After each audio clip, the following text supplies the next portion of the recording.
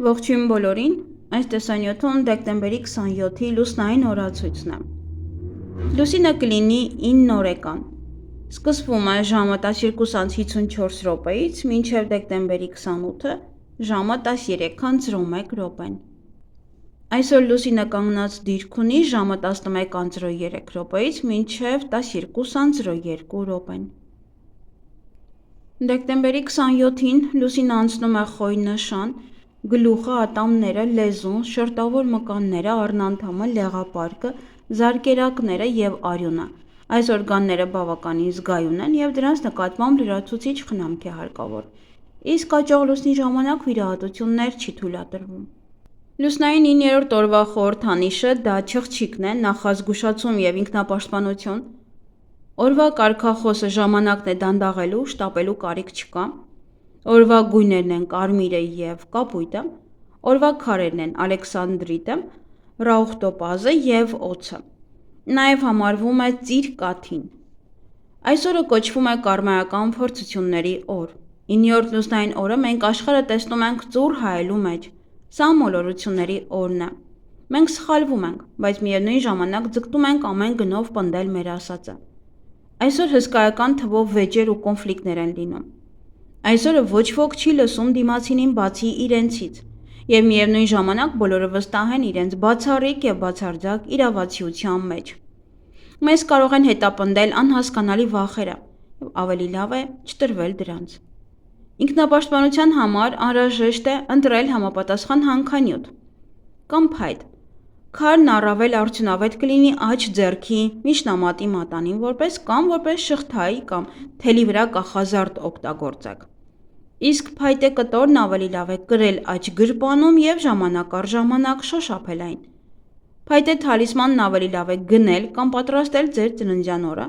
և օգտագործել ոչ ավելի քան 1 տարի։ Ավելի շատ մեր տունը կպաշտպանեն սպիտակ ծաղիկները։ Տունը պաշտպանելու համար լավ է մաքրել անկյունները և պահարանները։ Ոչ միայն տարբեր մարդիկ են գալիս մեր տուն, այլև մենք ինքներս և մեր ընտանիքի անդամներն են վատ էներգիա կուտակում տանը տարբեր կենցաղային վեճերով։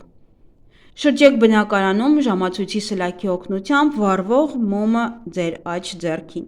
Քնելուց առաջ 2 սոխը կիսով չափ կտրատեք, սոխի չափը նշանակություն չունի, և մեկական կեսը դրեք սենյակի յուրաքանչյուր անկյունում։ Առավոտյան առանց ձեռքերով դիպչելու սոխը հավաքեք և թաղեք մի տեղ։ Սոխի փոխարեն կարելի է օգտագործել նաև սխտորի հատիկները։ Այս լուսնային օրվա էներգիան չափազանց անբարենպաստ է մարդկանց համար։ Սա այսպես կոչված նեռի օրն է, երբ ակտիվանում են բոլոր մութ ուժերը, և բացասական էներգիաները սկսում են գերիշխել։ Հնարավոր են անհիմն անհանգստություններ, վախեր, մռայլ մտքեր, նաև պետք է զգուշանալ խաբեությունից։ Հնարավոր են բոլոր տեսակի դժբախտություններ և վատ լուրեր։ Այսօրը ոչ մի նոր բան սկսելու կարիք չկա։ Անցանկալի է երկար ճանապարհորդության մեկնել և ինչ-որ կարևոր գործ ձեռնարկել։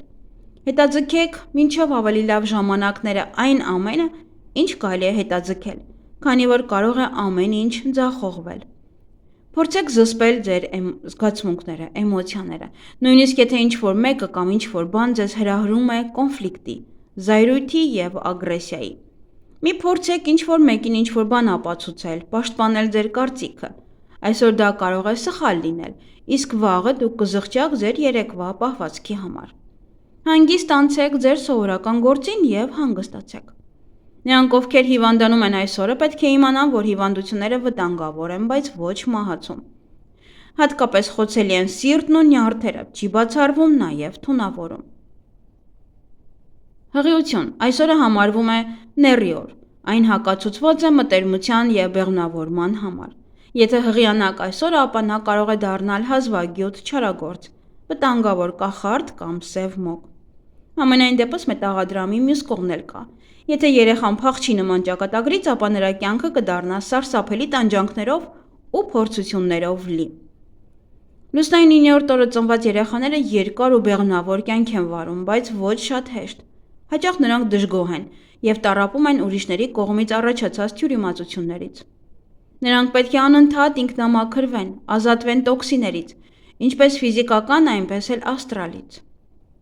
Սանրվածք։ Սև էներգիան չեզոքացնելու համար այսօր պետք է կտրել մազերը, սա կկանխի կոնֆլիկտներն ու վեճերը։ Այսօրվա սանրվածքը կկանխի նաև առօրյա անախորժությունները, որոնք կարող են առաջանալ ձեզ մոտ։ Պլանավորեք սանրվածքը 9-րդ լուսնային օրվա համար եւ եթե չստացվի, ապա լուսնային օրվա սկզբում գոնե 1 թել կտրեք։ Մազերի ներկում բաց գույները կօգնեն խուսափել դժվարություններից։ Կօգնի ձեզ ցրել ձեր գլխում կուտակված վատ մտքերը եւ կկանխի անախորժությունները հարաբերություններում։ Բիզնես եւ աշխատանք 9-րդ լուսնային օրը պետք է նվիրել այն գործերին, որոնք վաղուց սկսվել են եւ պետք է շարունակեք։ Մնացած ամեն ինչ կարող է սպասել։ Օրը կտրականապես հարմար չէ ֆիզկուլտուրա եւ սպորտ սկսելու համար։ Հակացուցված են ուժային վարժություններն ու յոգան։ Հասկանալի է, որ եթե դուք գործարան ունեք, ապա հիմարություն կլինի դադարեցնել դրա աշխատանքը լուսնային ցանկացած օր։ Բայց զերծ մնալ նոր տեխնոլոգիաների ներդրումից, նոր աշխատակիցներ ընդունելուց եւ նոր պայմանագրեր կնքելուց դա իհարկե կարող եք։ 9-րդ լուսնային օրը գրանցված ընկերությունը մի խնդրից դուրս կգա միայն մյուսին հանդիպելու համար եւ հազիվ ծայրը ծայրին կհասցնի կրելով մշտական կամ պարբերաբար մեծ կորուստներ։ Այս լուսնային օրերին դժվար է ներդաշնակության հասնել, ինչպես գործնական, այնպես էլ անձնական հարաբերություններում։ Օրը հակված է կռիվների ու քաշքշուկների։ Աշխատեք խուսափել չմտածված գործողություններից ու կոնֆլիկտներից։ Ստեղծագործական աշխատանքի համար օրը բարենպաստ է, բայց ոչ ֆինանսական գործարքների համար։ Եղեք ուշադիր անգամ ամենամտերիմ գործընկերոջ հանդեպ եւ ավելի լավ է բոլոր ֆինանսական գործարքները տեղափոխեք մեկ այլ օր։ Անձնական կյանք 9-րդ լուսնային օրը հարկավոր է զերծ մնալ ռոմանտիկ ծանոթություններից, քանի որ հնարավոր է հանդիպում սիրային պատրանքի եւ սիրային գայթակղության հետ։ Կարող է չհասկանաք, թե ձեզ հետ ինչ պատահեց եւ երբ արթնանաք, արդեն ուշ կլինի։ Խորհուրդ չի տրվում ամուսնանալ։ 9-րդ լուսնային օրը գրանցված ամուսնությունն իսկական տանջանք է երկու ամուսինների համար։ Նրանք կզգան, որ իրենց ստել են։ Ամենից հաճախ նման ամուսնությունն ավարտվում է բուռն ամուսնալուծությամբ։ Թեև կան երջանիկ բացառություններ։ Նման օրը կնքված միությունը կարող է նաև հանգեցնել նրան, որ ամուսինները շարունակում են միասին ապրել եւ տանջել միմյանց։ Միևնույն ժամանակ նրանք հազար արդարացումներ եւ պատճառներ են գտնում նման անբնական համակեցության համար։ Էզոտերիկա մոլորությունների օր է, պետք է չափազանց ուշադիր լինել ամեն ինչի նկատմամբ։ Եթե այսօրը ձեզ հրավիրեն Աստվածաշունչը կարդալու, ապա ամենայն հավանականությամբ անմիջապես կմտնեք ինչ-որ աղանդի մեջ։ Դուք հեշտությամբ կմտնեք դրա մեջ, բայց ելք փնտրելու համար երկար ժամանակ կպահանջվի։ Թափված կաթը, ինչպես կոտրված հայելին, ուժեղ նախազգուշացում է, որ դուք պետք է վերանայեք ձեր կյանքի հավատը։ Գիշերը հատկապես մութը կարող են շփոթեցնող, նաև մղձավանջային երազներ տեսնեք, ծանր ու ցավոտ։ Այսօրվա երազները մարգարեական չեն լինում, նրանք նշանակություն չունեն, բայց նաև նյարդայնացնող են։ Ինչ կարելի անել այս լուսնային օրը։ Ժամանակ անցկացրեք մենակ, նվիրեք 1 օր ինքներդ ձեզ, զբաղվեք հանգիստ եւ սովորական աշխատանքով։ Ստեղծագործական ինքնազարգացմամբ զբաղվեք եւ հանգստացեք, նաեւ այցելեք բժշկի։ Եվ ինչից պետք է խուսափել այս լուսնային օրը։ Բարդ թեմաների շուրջ սերտ հաղորդակցությունից, նոր նախագծերից, աշխատանքի փոփոխությունից, ֆինանսական գործարքներից եւ ծանր ֆիզիկական ծանրաբեռնվածությունից։ Այս օրը բարենպաստ է դեղորայքի ընդունումը, ներարկումներ կատարել, պլաստիկ վիրահատություն կատարել, նաեւ դաջվածք անել, բարենպաստ է նաեւ վարկ վերցնելու համար, բնակարան ձեռք բերելու համար, գումար հավաքելու, հետ գցելու համար, բնակարանը մաքրելու համար, հարցազրույցի համար, ջրհոր փորելու համար, կահույքը վերադասավորելու համար, նոր տան համար եւ բնակարան շենք եւ առանձնատուն, մեքենա ձեռք բերելու համար, ճամփորդելու համար,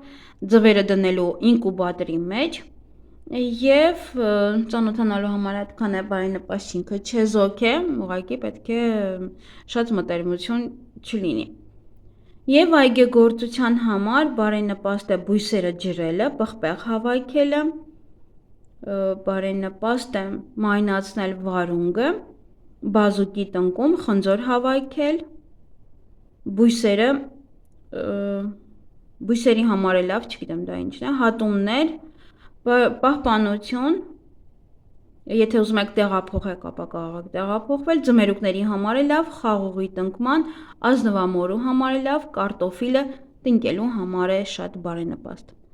Այսքանը սիրելիներս, ձեզ հաճելի օր եմ մաղթում։